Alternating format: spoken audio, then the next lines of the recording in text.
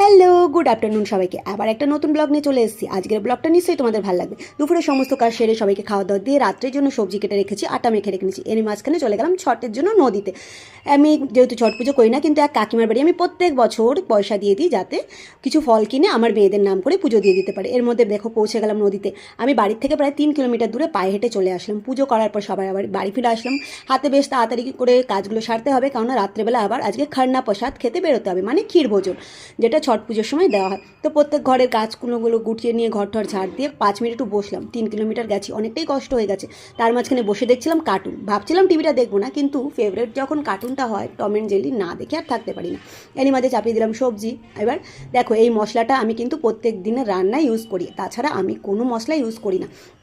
এবার আমি শাড়ি বার করলাম, মেয়েদের জামা প্যান্ট।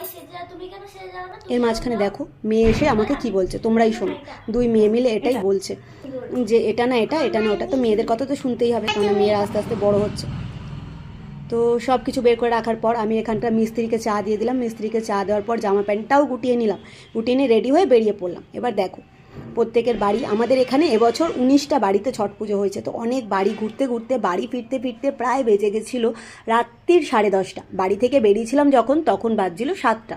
তো এতক্ষণ ধরে পুরো পাড়াটা ঘুরে ঘুরে সব বাড়িতে ছট পুজোর প্রসাদ খেতে হয়েছে। আর এখানে দেখো, ছট পুজোয় গেলে পরে প্রত্যেকের বাড়ি ঠাকুর প্রণাম করার পর এরকম করে সিঁদুর লাগিয়ে দেয় মাথা থেকে শীতে পর্যন্ত। বেশ ভালোই লাগে। আর আমি সামনে যে আঁচলটা এখানে এরকম করে ধরছি, সিঁদুরটা যাতে পায়ে না পড়ে, সেই জন্য। আমার মেয়েও দেখো, এখানে সবার বাড়ি থেকে, এটা হচ্ছে ছটি মাতা, সবার বাড়ি এরকম করে ছট পুজো, এটা ভোগ লাগানো হয়েছে। বাড়ি ফিরে আসার পর দেখো, ব্যাস খুব তাড়াতাড়ি পার্ট 2 আনছি।